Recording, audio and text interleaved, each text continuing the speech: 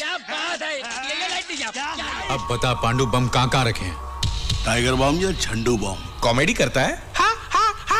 दोस्तों, film industry में ऐसे कई कलाकार हैं जिन्हें आप फिल्मों में देखते हो और उन्हें पसंद भी करते हो, लेकिन आपको उनके निजी जीवन के बारे में जानकारी नहीं होती है कि वो कहां से आए हैं, उन्होंने फिल्म इंडस्ट्री में कैसे कदम रखा और किन किन तकलीफों से उन्हें गुजरना पड़ा था। This cannot go on. I cannot breathe. चुप! एक आवाज नहीं निकलनी चाहिए। चुप रहेगा नहीं रहेगा। मैं उम्मीद करता हूं कि आप सभी ने फिल्म जॉली एलएलबी तो देखी ही होगी।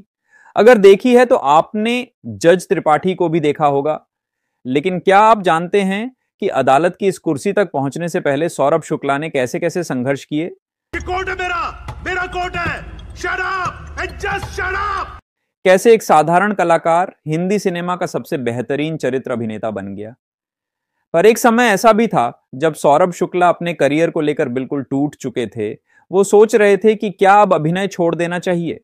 चाय पिला तू मेरे को, और राजपाल साहब को भी एक चाय पिला।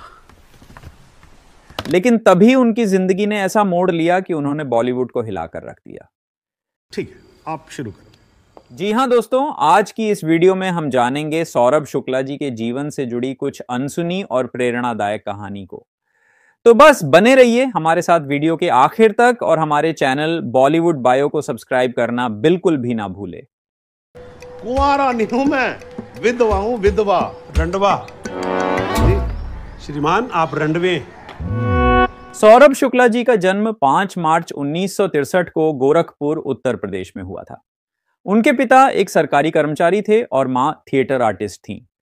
सौरभ जी बचपन से ही अपनी मां से रंगमंच का हुनर सीखते रहे और कुछ साल बाद उनका पूरा परिवार दिल्ली शिफ्ट हो गया और यहीं से सौरभ शुक्ला की पढ़ाई और अभिनय का असली सफर शुरू हुआ। अब हम तुम्हारे पैर काटे, हाथ काटे या जो भी काटे, कोई कुछ नहीं कर सकता। हाँ पांडु भैया, इन 3 में से कोई भी एक उंगली पकड़िए। ये किस लिए? ये तुम्हारा पैर काटने के लिए। और ये तुम्हारा हाथ काटने के लिए। और ये वो काटने के लिए। नहीं। दिल्ली में सौरभ शुक्ला जी ने श्रीराम सेंटर और एनएसडी जैसे बड़े संस्थानों से थिएटर की बारीकियां सीखी। वो दिन रात थिएटर में ही लगे रहते थे, लेकिन थिएटर से पेट भरना इतना आसान नहीं था। कई बार सौरभ शुक्ला ने भूखे पेट भी रिहर्सल की, मगर इन्होंने कभी हार नहीं मानी। और मेरे पास काम ज्यादा नहीं था, पैसे ज्यादा नहीं थे, ज्यादा क्या थे ही नहीं ऑलमोस्ट, और काम भी ऑलमोस्ट नहीं के बराबर था। सौरभ शुक्ला जी को पहला फिल्मी रोल 1994 में शेखर कपूर की फिल्म बैंडिट क्वीन में मिला था। इस फिल्म में उन्होंने सब इंस्पेक्टर की छोटी सी भूमिका निभाई थी। हालांकि रोल छोटा था, लेकिन सौरभ जी ने अपनी अदाकारी से सबका ध्यान अपनी ओर खींचा था। इसके बाद इन्हें महेश भट्ट की फिल्म इस रात की सुबह नहीं में काम मिला, पर यह फिल्म कुछ खास नहीं चली। फिर सौरभ जी टीवी की दुनिया में भी नजर आए।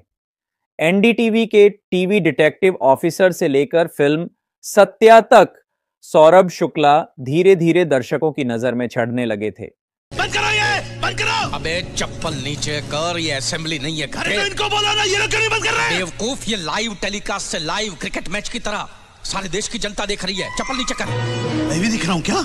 तू दिख रहा है, तेरा चप्पल दिख रहा है, और चप्पल में लगा गोबर भी दिख रहा है, गोबर प्रसाद। साल 1998 में जब राम गोपाल वर्मा की फिल्म सत्या आई, तब सौरभ शुक्ला के करियर में एक बड़ा बदलाव आया। इस फिल्म में उन्होंने कल्लू मामा का किरदार निभाया था और इसी रोल ने उन्हें रातों रात पहचान भी दिला दी थी। लेकिन क्या आपको पता है कि सत्या फिल्म की स्क्रिप्ट भी सौरभ शुक्ला जी ने अनुराग कश्यप के साथ मिलकर लिखी थी।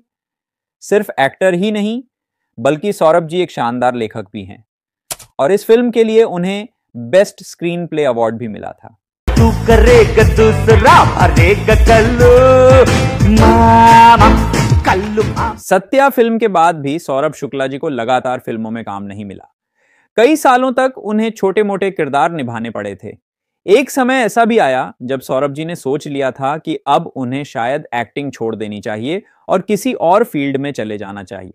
लेकिन तभी इनके किस्मत ने ऐसा खेल खेला कि न केवल बॉलीवुड बल्कि पूरा भारत उन्हें पहचानने लगा और फिर आया सौरभ शुक्ला का वो किरदार जिसने उन्हें जज त्रिपाठी बना दिया। अरे यार, चाय सुबह तो कम से कम गर्म पिला दिया करो नरेन जी। साल 2013 में रिलीज हुई फिल्म जॉली एलएलबी में सौरभ शुक्ला जी ने जज त्रिपाठी का किरदार निभाया था। इस रोल ने उन्हें इंडस्ट्री में नई पहचान दी। इस फिल्म में सौरभ जी का डायलॉग डिलीवरी और बॉडी लैंग्वेज लोगों को बेहद पसंद आया और इन्होंने दर्शकों को अपना दीवाना बना दिया। I said, how can you call such a witness? How can I? Yes. Rajpal साहब, ये मेरा कोर्ट है, आपका क्लब नहीं। समझ में आई बात? सौरभ शुक्ला ने इस रोल के लिए राष्ट्रीय फिल्म पुरस्कार यानी कि नेशनल फिल्म अवार्ड जीता था और उन्हें बेस्ट सपोर्टिंग एक्टर का अवार्ड भी दिया गया था। इसके बाद सौरभ शुक्ला जी ने पीछे मुड़कर कभी नहीं देखा। जॉली, LLB 2, पीके और बर्फी, रईस, रेड, सिद्धार्थ, यारा जैसी फिल्मों में उनके किरदारों ने गहराई छोड़ी। बहुत कम लोग जानते हैं कि सौरभ शुक्ला सिर्फ एक एक्टर नहीं बल्कि कमाल के लेखक और निर्देशक भी हैं। उन्होंने चाणक्य, सत्या, कभी हां कभी ना जैसी फिल्मों की स्क्रिप्ट भी लिखी थी और कई थिएटर प्ले भी डायरेक्ट किए। सौरभ को आज भी थिएटर से उतना ही प्यार है जितना फिल्मों से। वह मानते हैं कि थिएटर ही उनका पहला घर है। सर, मैंने पहले आपकी बाईपास सर्जरी हुई है। देख बेटा, क्या है, बेटिया मेरी एक ही है और मैंने समदन को वायदा किया है, डांस करूंगा तो इसी गाने पर ऐसा करूंगा लखनऊ हिल जाएगा। ये गाना आपको बहुत पसंद है क्या? मुझे है ना आहलिया भट्ट बहुत। सौरभ शुक्ला जी अपनी निजी जिंदगी को हमेशा कैमरे से दूर रखते हैं। उनका मानना है कि एक अभिनेता को हमेशा अपने काम से जाना जाना चाहिए, न कि पर्सनल लाइफ से। सौरभ कहते हैं, मैंने कभी करियर प्लानिंग नहीं की, मैं बस अपने काम से प्यार करता हूं और मेहनत करता हूं। कामयाबी तो अपने आप चली आती है। ये पैंट 1200 रुपए की है। अबे दर्जन का नहीं बे, एक का पूछ रही हूँ। ये डजन का भाव नहीं है, एक पैंट का भाव है 1200 रुपए। हाँ वो तो तू बोलता है ना, देगा कितने में? चलिए दोस्तों, अब आपको इनकी कुछ ऐसी बेहतरीन फिल्मों के बारे में बताते हैं जिनकी वजह से इन्हें फिल्म इंडस्ट्री में कई सालों तक याद रखा जाएगा। अनिल कपूर की सुपरहिट फिल्म नायक में सौरभ शुक्ला जी को पांडुरंगा जैसा दिलचस्प किरदार निभाने का मौका मिल गया था।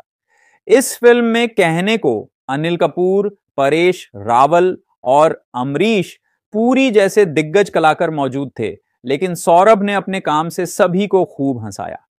इस फिल्म में उनका किरदार छोटा जरूर था, लेकिन जितना भी था वो आज तक हम सभी को याद है। इंटरव्यू लगी। तू भी आ, ये ले, फोटो खींचेगा ना? ले, खींच, खींच, खींच, फोटो खींच। क्या बात है, ये लाइट नहीं जा। अनुराग बासु की बेहतरीन फिल्म बर्फी में भी सौरभ शुक्ला ने अनोखा रोल प्ले किया था। वे कहने को एक पुलिस ऑफिसर बने थे, लेकिन उनका किरदार काफी दिलचस्प रहा था। बर्फी के पीछे पड़ा यह पुलिस ऑफिसर कभी आपको हंसाएगा तो कभी रुलाएगा।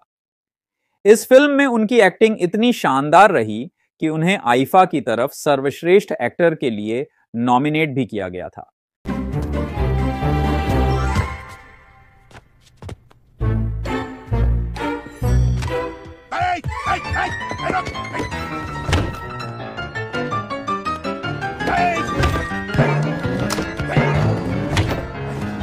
आमिर खान की फिल्म पीके सौरभ शुक्ला के करियर की वो फिल्म है जिसने ये साबित कर दिया कि ये कई तरह के किरदार आसानी से निभा सकते हैं। आमिर खान की इस ब्लॉकबस्टर फिल्म में सौरभ का किरदार काफी फनी रहा था। इस फिल्म में उनके मजेदार उपाय जानकर कभी आपको गुस्सा आएगा तो कभी आप हंस देंगे। अगर भगवान के सामने माथा टेकने से, एक टीका लगाने से, हाथ में एक धागा बांधने से उनको जिंदगी जीने की उम्मीद बनती है, तो तुम कौन होते हो? अजय देवगन की हिट फिल्म रेड में सौरभ शुक्ला ने एक नेता का रोल प्ले किया था। कई फिल्मों में नेता का राइट हैंड वाला रोल प्ले करने वाले एक्टर सौरभ शुक्ला ने इस फिल्म में खुद लीड निभाया था। उनका राजा जी वाला रोल इतना दमदार रहा कि सभी उनकी तारीफ करने को मजबूर हो गए। इस फिल्म में सौरभ शुक्ला जी के किरदार को डायलॉग्स भी काफी जबरदस्त दिए गए थे। डर नहीं लगता तुम्हें ये सोच के कि तुम बाहर काम में उलझे रहो, पीछे से बीवी को घर में कुछ हो जाए? धर्मपत्नी अकेली है ना तुम्हारी घर में। ये थी सौरभ शुक्ला की संघर्ष से सफलता तक की कहानी। अगर आपको उनकी ये जर्नी प्रेरणादायक लगी हो तो इस वीडियो को लाइक जरूर करिए और कमेंट में बताइए कि आपको सौरभ शुक्ला का कौन सा किरदार सबसे ज्यादा पसंद है। सर आपको शायद किसी ने गलत टिप दी है। अंदर तो आ गए, बाहर कैसे जाओगे? कौन रोकेगा मुझे? राजा जी की फौज।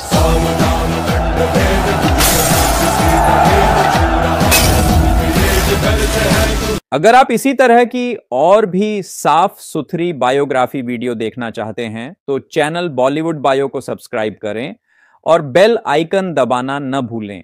हो सके तो इस वीडियो को अपने दोस्तों के साथ फेसबुक और व्हाट्सएप पर शेयर भी कर। हम मिलते हैं अपनी अगली वीडियो में। तब तक आप अपना और अपने परिवार का ख्याल रखें। राजपाल साहब, I'm ordering you just sit down. Leave this in my. अरे चुप रहे! I've not heard the end of this. I will go to the bar council and I'm going to make a big stink out of this. This cannot go on. I cannot. अरे चुप! एक आवाज नहीं निकलनी चाहिए। चुप रहेगा नहीं रहेगा।